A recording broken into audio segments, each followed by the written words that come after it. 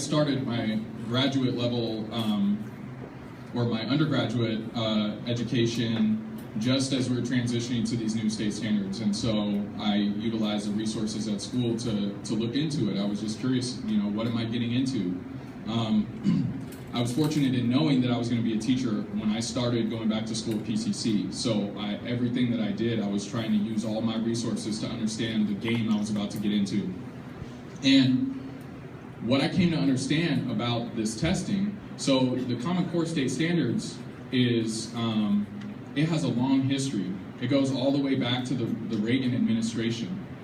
And I don't want to go through the whole thing because I don't want to monopolize the time here, but you can go back to a Nation at Risk report that defined American education as mediocre and use all this Cold War rhetoric about, you know, we have to compete with the Russians and Korea and Japan and Germany, the last two countries we rebuilt and made them the industrial powerhouses that they became, right? So all this rhetoric was used to say we need to change our school, we need education reform, we need standards and accountability.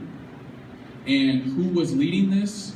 It was executives. It was business owners. And I'm not just talking about, like, this wasn't any like low-level thing. What happened was in 1989, there was a first National Education Summit that President George H.W. Bush convened. And he called together two groups, the National Governors Association, okay, which represents, it's the organization for every governor of every state, and the other group were Fortune 500 CEOs. And I'm not their staff members, the executives themselves. And they had this National Education Summit. No educators. Okay, they came out with these great ideas. Governor Clinton of Arkansas actually chaired that meeting, and then when he became president, he had the second National Education Summit. Again, no educators. It was the National Governors Association and executives. And then that's where we got Goals 2000, which was all about education reform and standards and accountability movement. That's how we got the Oaks test in Oregon, for instance. Okay, was we agreed that we would jump onto the standards and accountability thing. What happened from there was an organization started called Achieve Incorporated in 1996, and it was created by Governor Tommy Thompson, a Republican from Wisconsin, and by Louis Gerstner III, or Jr., I can't remember which. He was then the CEO of IBM. He's gone on to work for the Carlyle Group, which is one of the world's largest arms dealers. Okay, so this guy, these two people created this nonprofit that over like 13 years later created the Common Core State Standards. Okay, so they decided what the educational goals of this nation were going to be. The problem is that you can't, it's unconstitutional for there to be national curriculum. You can't do that. So in order to circumvent that, that's why they brought in the National Governors Association. You push it down into the states, and you get the states to sign on to what you're doing. And you can't say that it's a federal program because it's not. Each of the states signed on individually. Wow. So when you fast forward to 2009, 2010, what happened? 44 states instantly were on board with the Common Core State Standards, and nobody even knew what it was about. Okay?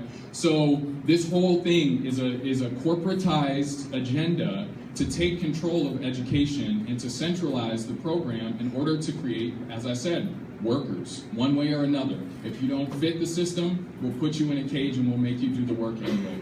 So, yeah, so it's a long history. And so that's why everybody, people of color especially, need to opt out of standardized testing. Those tests are basically the way out of all the, you guys remember No Child Left Behind?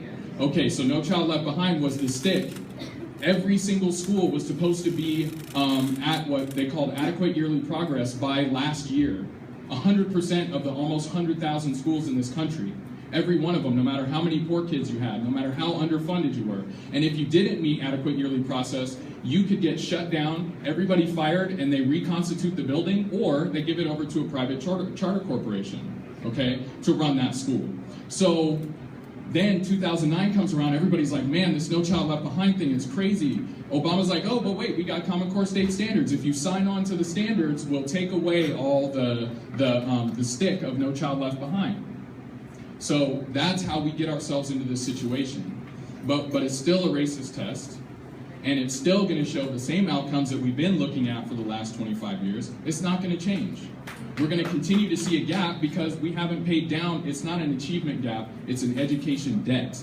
It is what we as a society owe to the people of color who have built this country and not gotten their due for it. Hey, sorry. I'm sorry, bro.